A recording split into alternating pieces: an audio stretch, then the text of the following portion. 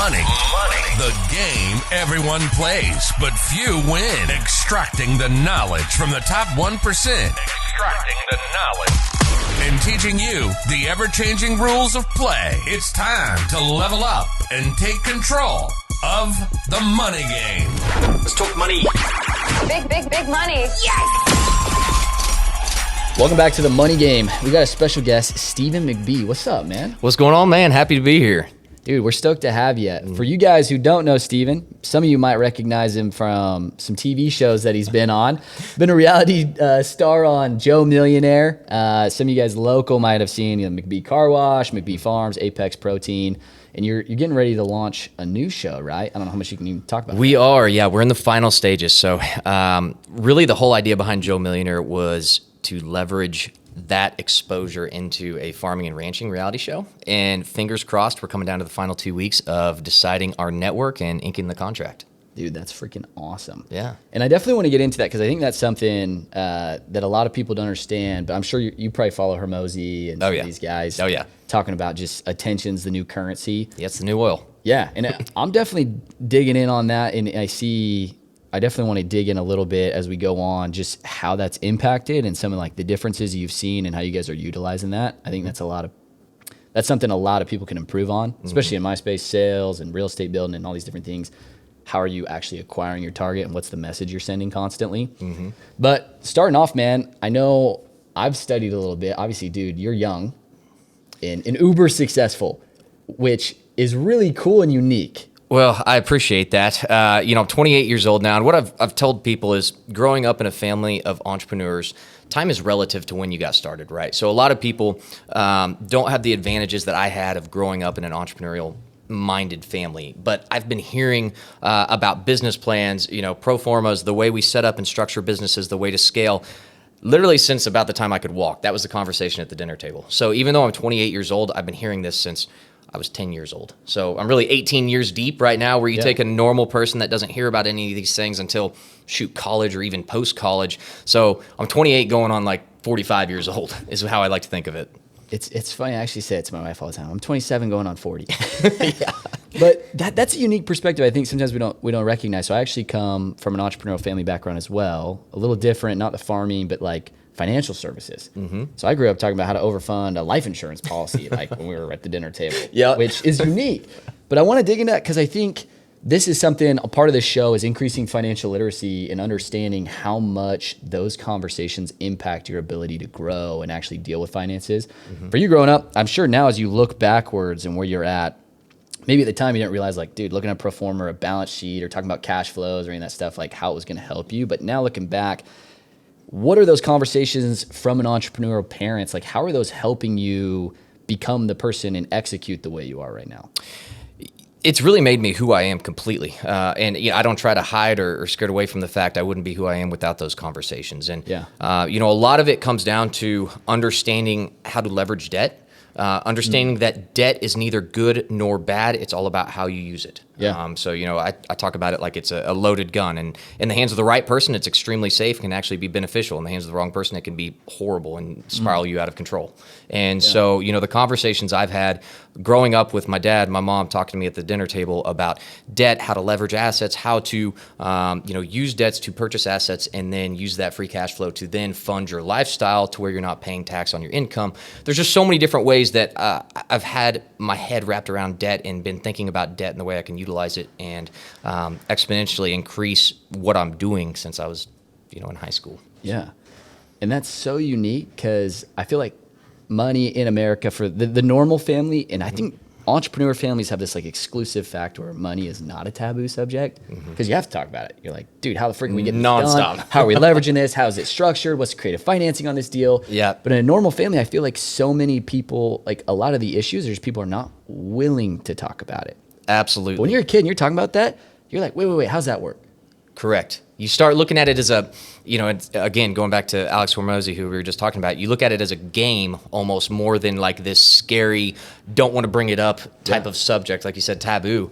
And really, whenever you start bringing it up like that and you start figuring out, you replace I can't with how. So I can't afford this. I can't do this. I can't do this.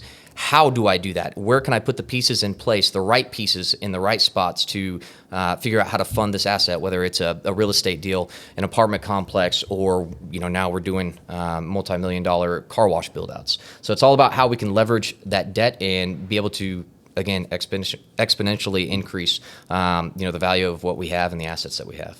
I love that. And I think that's such a piece of just abundance mindset that I feel entrepreneurs have to win. Like, you can't even play the game if you're not thinking how. It's not, can it be done? Because you and I are so familiar with the narrative of society, right? Where it's like, those people are lucky. That's the cards they were dealt, yada, yada, yada. When in reality, it's really just flipping your mind of, hey, these are just numbers. What do we got to do to get there? How do we got to have the right people in place, the right systems, the right structure? How do we make it a win scenario where this deal can actually go through? 100%. And I think that's the biggest difference in someone that's growing up in an entrepreneurial minded family is, again, you start thinking of how things can get done, not they can't be done. I mean, literally since the time I was born, my parents have never given me any sort of ceiling on what I could be. So it could, if you want to be the president of the United States, here's what the path that you need to take. And it's all just reverse engineering those steps or whatever the end goal is for your life. And I want to ask, I've asked pretty much everybody that we have on. I think it's a really interesting thing. As a kid, right, your parents were entrepreneurs. I don't know, if they were playing at the scale you're playing at or if you've kind of leveled up. But did they have you paying for a lot of your own stuff and working as a kid? So work-wise, I worked my butt off. So, I was doing sports the entire time I was growing up, played football in high school. And my dad worked us harder than anyone I've ever seen in my life. And I truthfully mean that. But on the other hand, we were spoiled. I think that's one thing. I love my parents to death, and I don't fault them for that. I think with my own kids, even if I have the income and the money that I have and that my parents had at the time, I think that I would change that one thing about myself is make them pay for their own vehicles, make them pay for all of their own things. I was pretty spoiled growing up. There's no way around it. But I had to work my butt off. On the other hand, I was working way harder than any of my buddies and my friends. And I think that allowed me to not have the entitlement type attitude. Yeah. So I think that it definitely worked, but I think with my own kids, I'm going to make them pay for their own vehicles and things. I had that conversation with my wife the other day because I grew up in a very well-off family, but I worked every day since I was 12. Like summers, I was mowing lawns, doing all the BS crap, and it was like I was the only one of my buddies in high school who had to pay for my gas and my insurance. And I remember buddies be like, dude, but you can drive. I'm like, homie, man, dude, I'm running out of money. Yep. I can't pay for gas this week. Like, you drive, your parents pay for it. You don't realize at the time, you think you're being punished whenever you're growing up. But looking back, it's probably the best thing they ever did for you. Because it gave you that power of, I'm in full control of my life, my finances, and how I spend my money. Rather than just, I'm broke one day, mommy and daddy will give whatever I need to me. And that's where I had that. It's not an advantage, but it's being spoiled whenever you're growing up, and yeah. I did have that. There's no doubt about it. And I think I want to know your thoughts because I feel I hire a lot of sales guys and I train sales teams, and I've started to ask, hey, what's on your dock right now? Like, what do you have to cover? Do you pay your phone bill? Do you pay for your rent at college? Do you do this or whatever? Because I feel, and I'm sure you can probably realize this, I feel like when you have to work really hard as a kid, you inherently just start to comprehend how much time it takes to get what you're trying to do. When you're trading time for dollars, like, you start to respect money and time way more.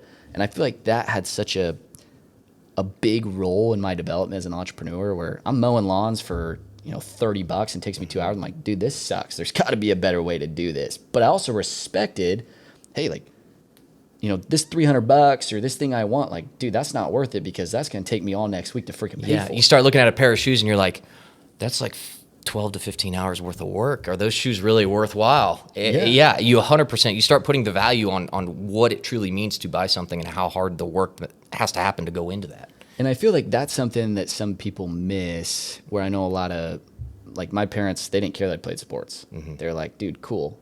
You better figure out how you want to pay for your car and insurance too. Yep. So I'd like leave practice and I'd go start mowing lawns or teaching swim lessons or doing something. Do you think, like, when you have kids, obviously you worked your ass off, even though mom and dad helped with a bunch of stuff. Is that kind of stuff that you want to embed down the line? Oh yeah, for sure. Those little bastards are going to pay for everything. Yeah, I'm going to make them work and pay for everything. There's, nothing given, everything earned is my mentality. And it's definitely been a changed mentality. I think this is something that coming out of high school, I think I was a little entitled. There's just no way if you have a lot of things handed down to you, you don't have a little bit of entitlement to you. And then I got thrown into the real world, and it was a wake-up call like no other. I mean, whenever I got out of high school, I was living this fairy tale of, I'm going to be playing football. I'm just going to have fun in college, just play football. That's all I care about. And then I had an injury happen. Football stopped, and I was thrown into the real world of entrepreneurship real quick and had to catch up, on responsibilities, what it means to pay for your own things. And it was very good for me, honestly. I think it helped expedite my timeline and helped me realize the realness of the situation, the realness of reality, and what it truly takes to find success financially in the real world. I like that. And I think that's something I've noticed in so many people, that until everything's on you and you're like, dude, if I don't get this done, rent, food, the car, until you truly know that there's nobody coming in to save you, you almost just don't respect it enough. But you can't. And it's not even your fault. If somebody holds that over you, even though it feels like a place of love, we're like, oh man, I'm taking care of you in case while you're figuring this out. It's I'd almost rather let kids be like, well, shit, dude, I'm going to get evicted. Because then they start to comprehend, dude, I can't just dick off on the weekends. This extra time is really freaking important. Yep. You don't know what you don't know. And so if you've never had that feeling, that heat on your back of, I've got to get this done because there's not another soul out there that's coming to save me. And literally, I might get evicted. I might have to move out of here. I'll lose the roof over my head if I don't do this. It's a whole nother type of pressure that you don't understand until you're in it. My dad and my mom would talk to me growing up about, the pressures of business and what all that meant. And I never really understood that until you're actually in it yourself, feeling the weight of the world on your shoulders. And you're like, okay, it's time to get after it, or else it's over. Yeah. So, no, I love that. And so I want to pivot a little bit. Obviously, you go through, you have these injuries, you're thrown into entrepreneurship. Where did you start? Yeah. So started at the farming and ranching operation. So out of high school, after I healed up from the injury, which was 6 months post high school, I started working at the farm every single day. At the time, we were a 5,000 acre operation. We had 150 head of cattle, and that was in 2013. And now, since then, we've grown to be a 40,000 acre row crop operation. We run about 2,000 head of cow-calf parallel Angus. So we've grown exponentially since that time. And then obviously have ventured into multiple other startups. And so it's just really, since 2013, I have been obsessed with business entrepreneurship and learning anything and everything I can. I feel the same. I feel like once you get the bug, it's not even what comes out of it. It's just dude, what am I made of? What can I build? What you can't stop. It's a never-ending day. It's horrible, and you still have some bad days. And on the bad days, I vent to usually my mom, or I'll call my dad because we're in business together, and we can just bounce off of each other and just vent it out. And we're like, why can't we stop? We're like, we live a good life. Why can't we just enjoy what we have? And we're like, why do we have to keep pushing so freaking hard? And it's once you get that bug in you, you just gotta push for more, and you don't even know why. It's just it's inside of you. It just gets over, and it gets inside of you and takes over. Dude, I totally feel that. I people ask me all the time, what's the number? And I'm like, honestly, there isn't. It's a moving horizon. Yeah, it's always expanding. The more I become aware of what I'm capable of and how to delegate and create systems, you realize there's no limit. Yeah, you're like, well, dude, somebody's doing 3,000x what I'm doing, and they're chilling. So there's got to be ways to figure this out. Yeah. Yeah, there's, we all, I always like to think we all put our pants on one leg at a time. So if someone else is out there doing it, why not you? Yeah. And you're not trying, for the most part, I don't know, whoever the listener or the audience is here, if you're not trying to build rockets or anything like Elon Musk is doing, I always say we're just trying to wash cars. We're not doing any type of rocket science. It's pretty easy. We're just figuring out how to scale a car washing company. Yeah, there's the apex predators that invent, world-changing things. Yeah. The rest of us is it's really just the same. It's just pretty simple. Yeah, we're just gamifying the systems and how do we delegate out more and create more structure. I do want to ask, so obviously you started in farming. I think there's this constant struggle for entrepreneurs, and you probably know the shiny object syndrome. Now you have Apex Protein, you're doing reality TV, you have the car washes, you have multiple businesses that are doing really well. At what point do you know I've got this thing stabilized enough that I can now expand and diversify cash flow. Something like the car wash or the protein company. How are you kind of making those decisions? I feel like if there's a fatal flaw in my character traits, it would be shiny object syndrome. It's something most entrepreneurs. Yeah, I mean, it's just anyone that's entrepreneurial minded, they see opportunity everywhere because it is everywhere. And it's not that the opportunities aren't a good idea; they are. It's just you only have so much time in a day, and if you're chasing 7 rabbits, you're going to end up catching none of them. So I talk about this a lot because I have to remind myself, and it's like the more I talk about it, the more I see myself in the mirror. I'm like, okay, idiot, focus up here. And so if there was one thing I wish I would have done back in the day, it would have been to go all in on 1 or 2 companies rather than diversify out to, I think we're 6 or 7 companies now. But now we're in it too deep. So now I'm just, you got to go. I've got to go. I've got to figure it out now. I'm in too deep. But beyond the 6 or 7 companies that I have right now, I am so focused on the ones that have the greatest scale opportunities. Farming and ranching, as much as I love it, it's a passion of mine. I will always be a farmer and rancher and have that revenue stream coming in. It's a horrible business model. Awful. So the car washes, the Apex protein snacks, those are the 2 that I can truly scale and build up to the size that would satisfy my goals and what I want to accomplish as of right now. Those have the greatest growth trajectory, so that's where my focus is. Yeah. And what are some of the things that you're noticing when you're looking, right? You're talking about scale. I think a lot of people listen like, okay, well, like what makes something scalable? What are you noticing or identifying in the business model? You're like, dude, this has massive opportunity that I haven't capitalized on yet. Yeah, both have recurring revenue streams, which is huge, absolutely huge. Car washes through the monthly subscription, and then we're getting ready to start the monthly subscription on the protein snack side as well.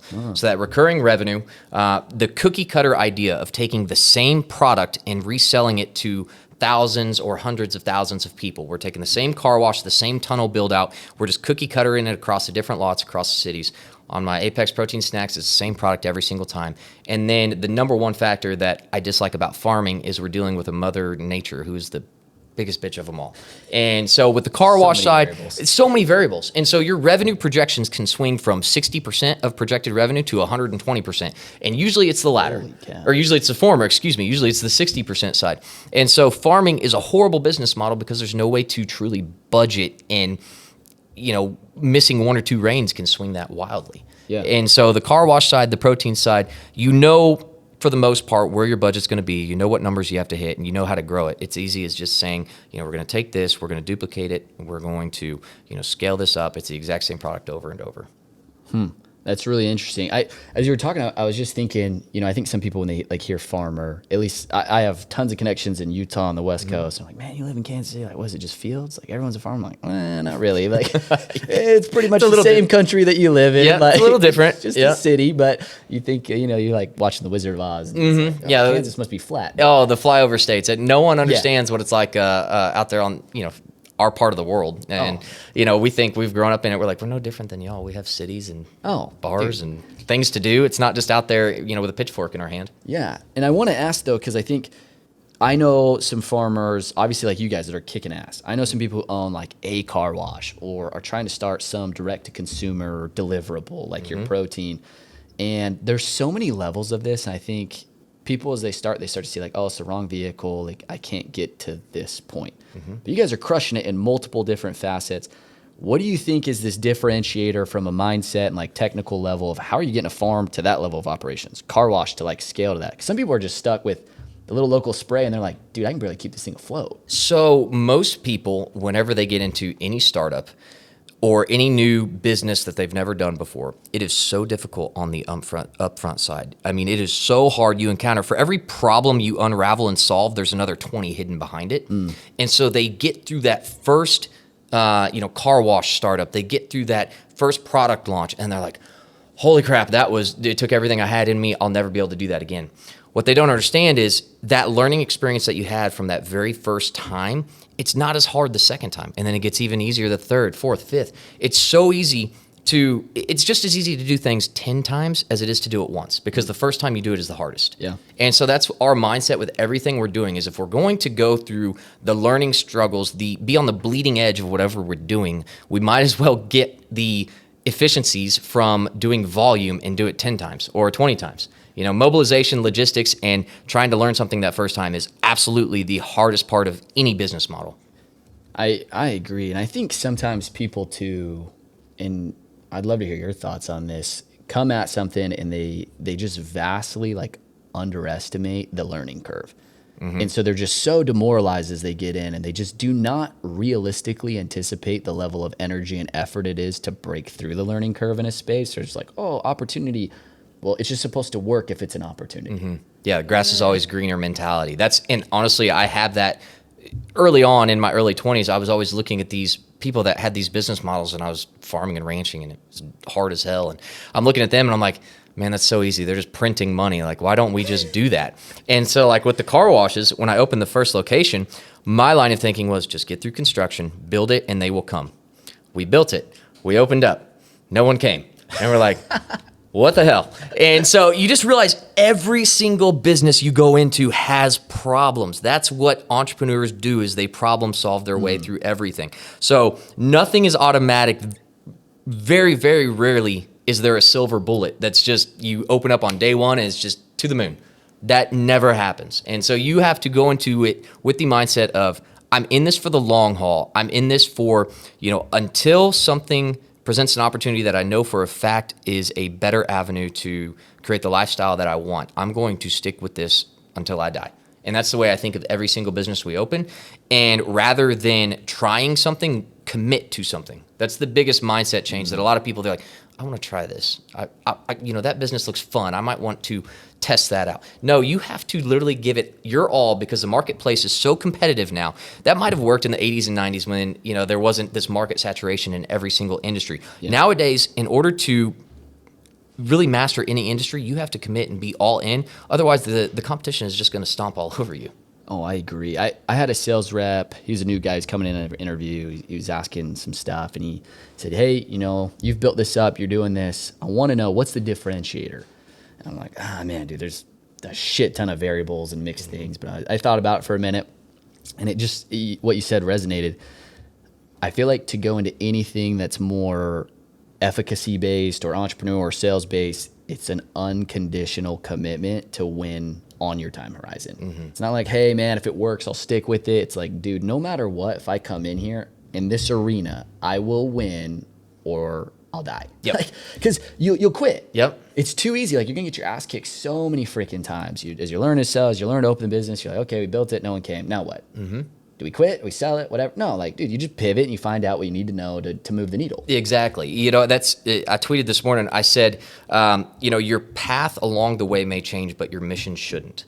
And so once you get into an industry, once you open up that business, you may discover new revenue streams or verticals within that industry you never even knew were possible, but you have to stay in it long enough to learn that. Yeah. And so that's what I've learned about all these people that from the outside looking in seem to be an overnight success. They weren't an overnight success. They were in that industry for 8 to 10 years before they figured it out. And they're like, oh, this niche in my already niche industry is where the money is. And then they opened up that little side business and all of a sudden it took off. But it's in the same industry they've been in for 8 to 10 years.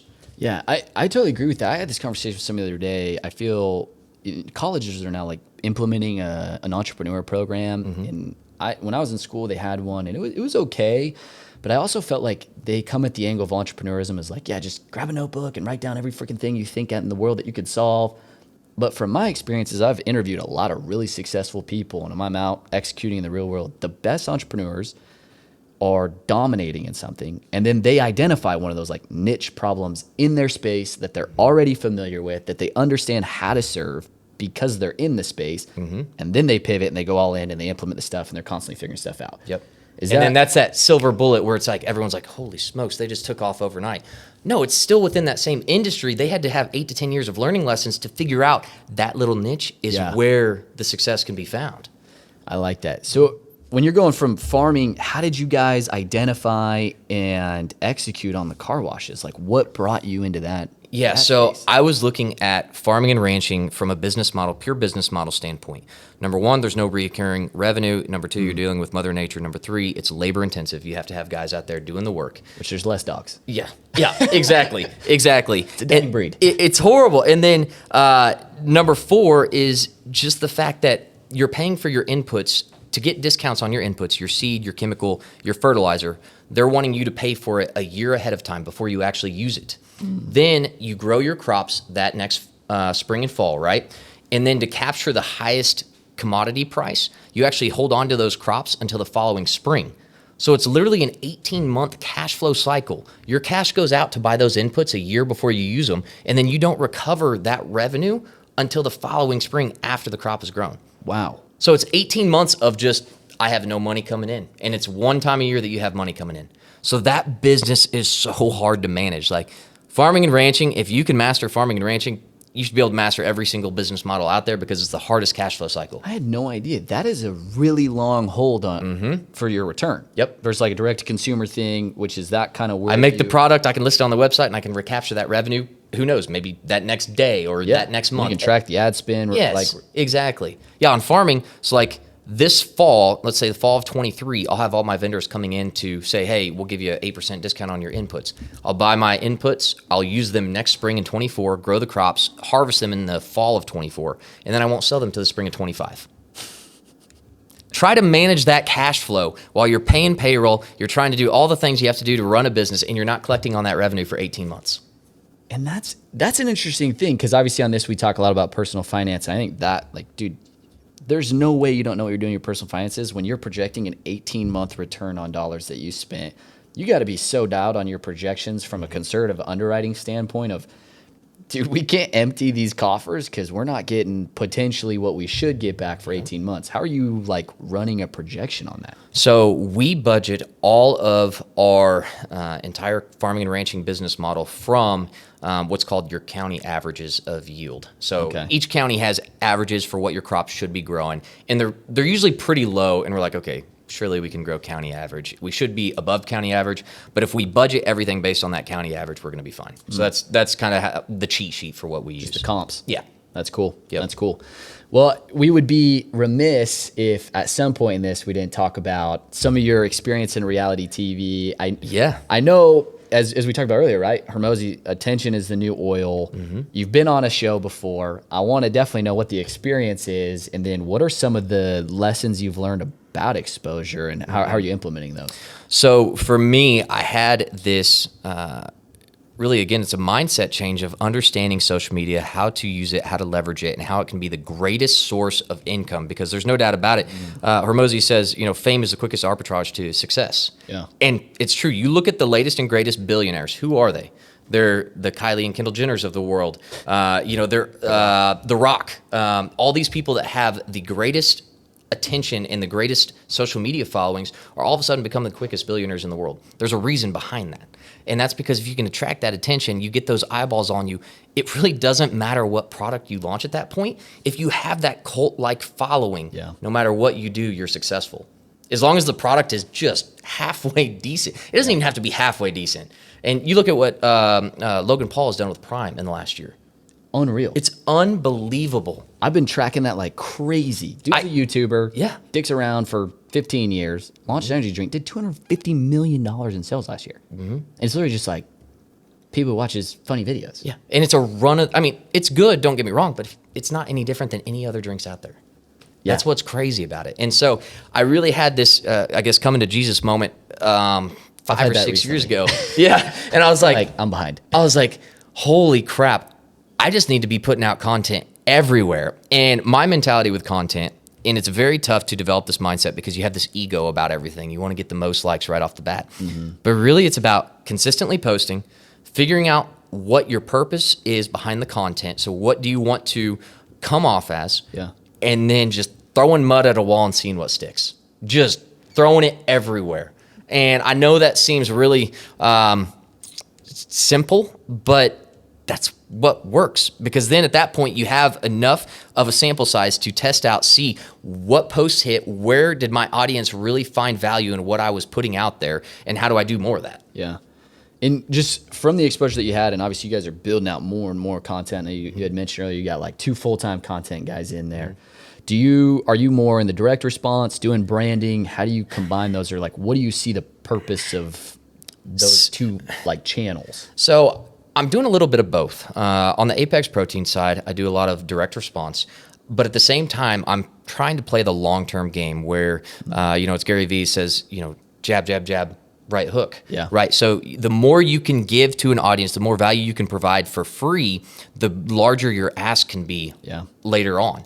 But you aren't bringing any income in the meantime. So it's a fine line to find there. And so, I'm doing a mix of direct response and actual true branding. And I think that the farm play, and this is what's interesting, and I'll say it on the podcast, my farm play, I've talked about how bad of a model farming and ranching is, right? I understand that it is a horrible business model. It's always going to be there for me, but I'm slowly decreasing the size of the farming operation to where I don't have that as, it's such right now we're the largest private farmer in the state of Missouri. Wow. I don't want to have that title because it's not a good title to have. It's not very profitable. But with that size, with that attention, what I've been able to do is create this brand that is now turning into a reality TV show. So where I see the profit from the farming and ranching side is going to be from the merch, from the different clothing lines that we're about to launch on the Western and ranching lifestyle. So we've started building this up to where I started that 5 years ago with the full intention of sometime within the next decade, I'm going to get into the merch line. I've got to figure out how to get eyeballs on my farming operation. I've got to figure out how people want to buy what I'm selling, want to be a part of this culture of McBee Farm and Cattle Company. And so I'm like, how can I do that? Well, I started wearing all McBee Farm and Cattle Company gear for years, and it did nothing for me.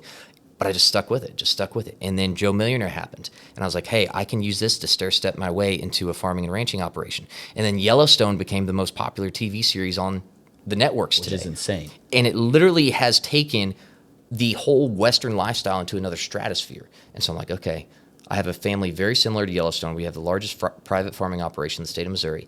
How can I spin this to where Yellowstone becomes a real-life reality show based around my family? And so we took that mindset, we started creating our content towards a more Yellowstone type of vibe and feel, and I started putting that out to the connections that I got from Joe Millionaire. All of a sudden we have every single major network offering a multi-season offer straight to series shoot on our show. Wow. So right now we have every single network you can think of, every single streaming platform that has made an offer to us, and 4 of those offers are straight to series, which means most times whenever they make an offer, they're like, hey, we want to manipulate the production, how this show is shot, the name of the show, the cast a little bit. We might spend a year in development before we actually film this thing. Straight to series means we're flying out there next week, we're going to shoot this thing. Wow. And we just got 4 of those offers in a row. So that's super cool. It's pretty neat. We're excited about it. And I know, because I felt this way. I watched like the Ed Milet's, Richard, all these different people of the world, and you're like, damn, dude, like everything just puts out just clips. But like you just said, right? You've been wearing McBee Farm stuff for years. 5 freaking years. When I first started doing it, people were like, what is that? Why are you wearing your farming? Why do you have a jacket with your farming operation? Who are you trying to be? Like the next King Ranch? And I'm like, damn right. Yeah. And, it takes a while. And I want to talk about that because I think that is something that people get so worked up on, right? You're putting content out. You're wearing your own branded gear. And I feel like your close friends and family and the people who know you are always the first ones like, hey, man, who do you think you are? Mm-hmm. And it's so hard to put that off, but recognize this has to be done to win. Mm-hmm. How do you compartmentalize like, dude, people are going to say this, that, the other, but it doesn't matter because I'm going to do what works. Yeah. It's always a struggle. Everyone has an ego, and anyone that acts like they don't, they're lying. Yeah, they're lying to you. Totally. So, they want to see the most likes on social media. They don't want to be made fun of on social media. And so every single time I go to hit post on a social media video that I'm posting or anything motivational that I'm saying, or even wear something that, in the early days that was branded with my brand or my McBee Farm and Cattle Company, there's a little bit of hesitation there. And I think what I've really been able to do is switch the mindset of every single time I feel fear, I take action. So fear equals action. So I've literally been able to redefine what fear means to me and define it as action taking. So when I'm about to hit post and all of a sudden I feel that hesitation, like, I don't want to post this. What if people make fun of me? Yeah. Like, well, now I have to. It's action. Boom, post. And so you just kind of force your will on your mind. You're like, I know my mind is scared right now. I'm fearful of being made fun of, and I'm going to do it anyways. And that's such a powerful skill set too, to like start to develop that mental conditioning of, dude, I don't really give a crap, because then you start getting the trolls or even your friends and family and people are commenting stuff, but then you really start to see who supports and who vibes and who meshes and like where the content needs to be and where your direction needs to go. Correct.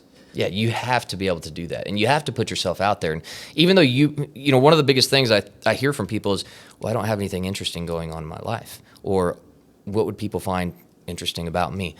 Just put it out there. You have to have some sort of a sample size to even understand what hits. Yeah. And so I've gone, if you follow my Instagram, it's kind of funny because you can see like the different trends that I've followed on Instagram and the way that I've posted. You've navigated through different. I've tried to. Am I this guy? Am I that guy? Yeah, Am I who are figuring you? it out? Yeah. And so I've gone from like a hunting guy to this dating guy to I'm a Yellowstone guy to now I'm a motivational guy. I'm just putting feelers out there trying to figure out what hits, and whenever I find something that really works well, I'm gonna post more of that. It's not rocket science. And it's interesting because I think sometimes we get so worked up about this, but like in our mainstream ideology, like we go to school, right? And dude, I don't know anybody who went to college and didn't switch majors like 3 or 4 times. And it's really the same process. It's like, hey, this is just a lot more applicable to my life, and it's a real life skill to know who I am in a social platform and who I resonate with, who's my target audience, what am I really good at, what's the message I'm unbelievable at delivering.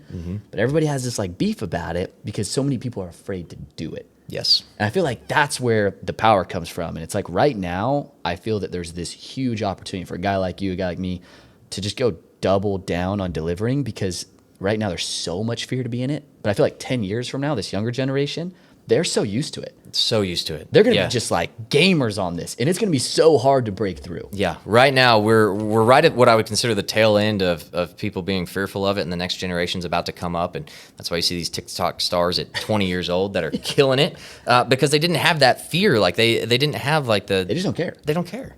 And that's, I think anyone our age is still very, very fearful of looking stupid. And it's not that we have an absence of fear, it's that we feel the fear and do it anyways. And so I always say that, the intentions don't matter, it's the results that do. Yeah. And so even if I do something and I'm scared to death of doing it, if I still do it, the result and the outcome is that I did it anyways. So it's not that I don't have the fear, I feel that fear and I just do it anyways, in spite of what I'm feeling. That's powerful.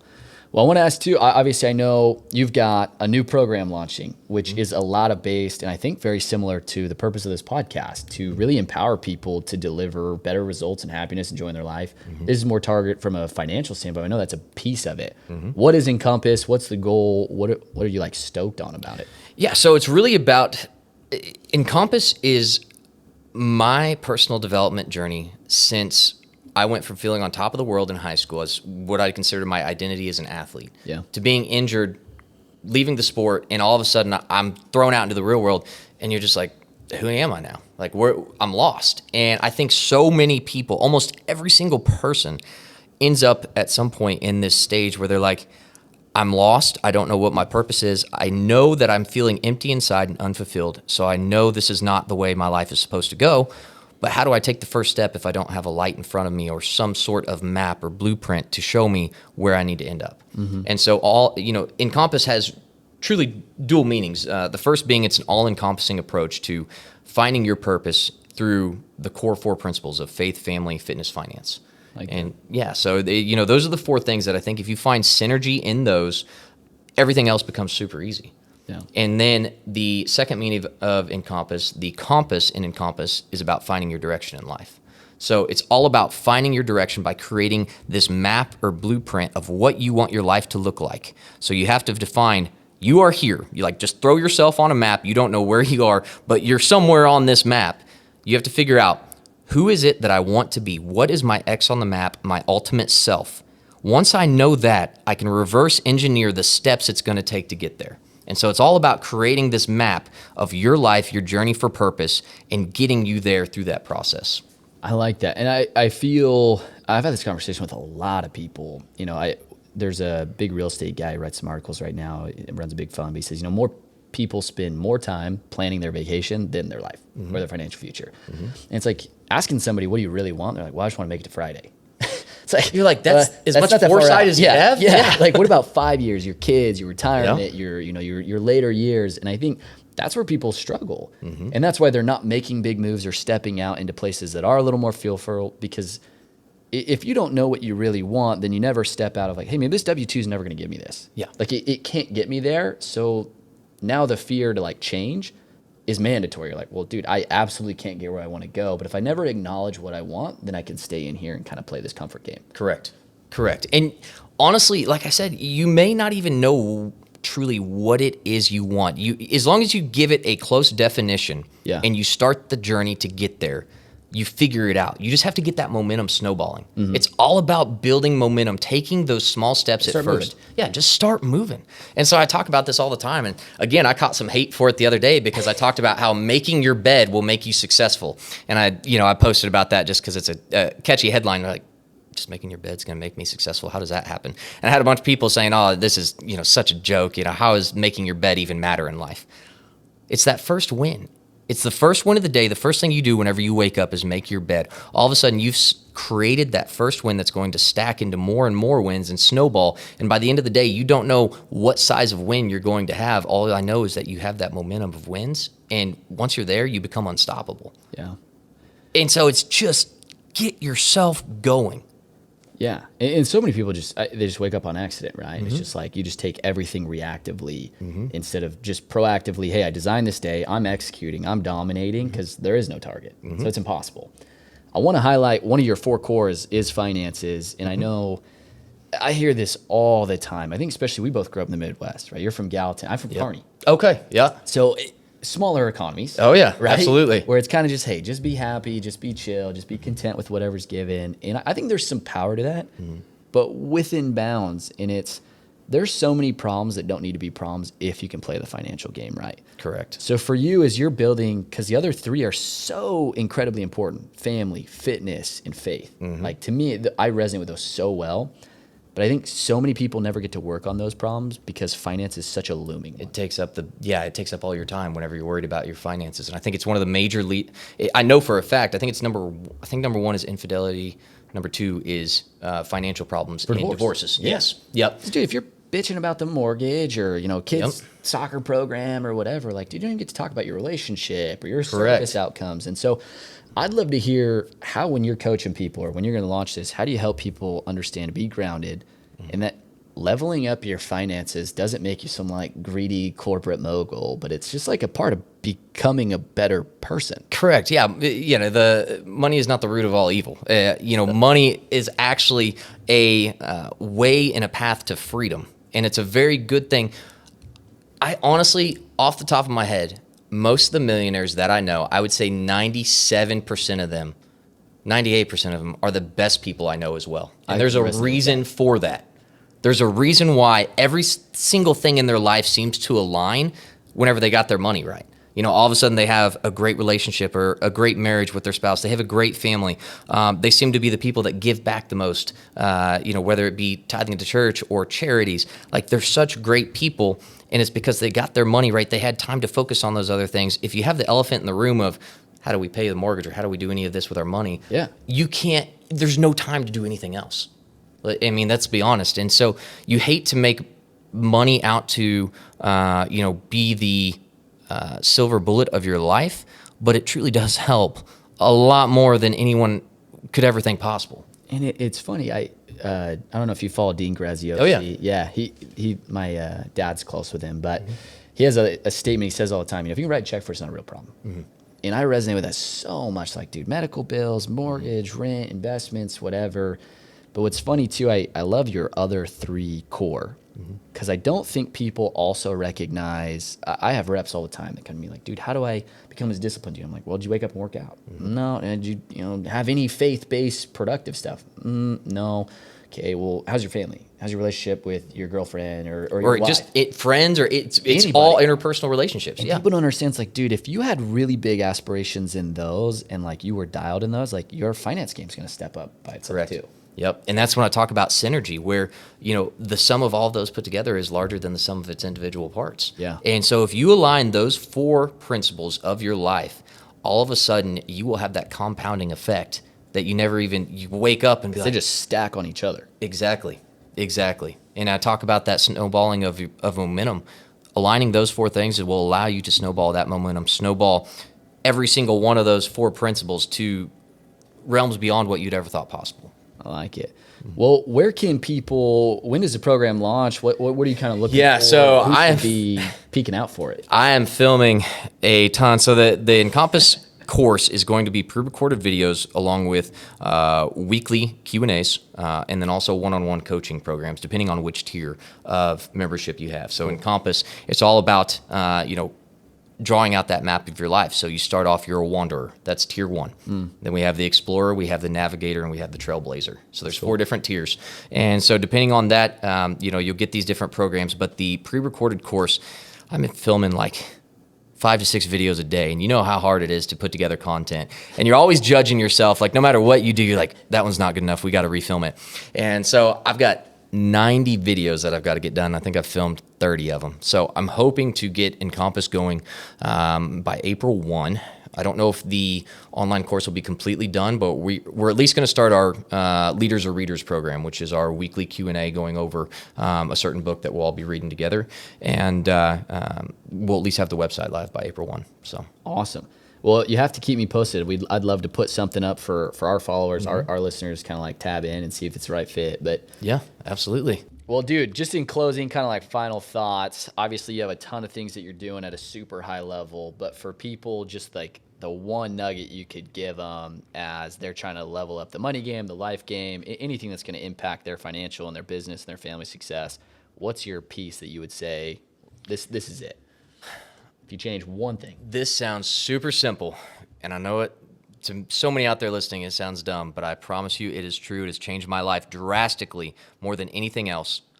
It is waking up early and starting work first thing in the morning.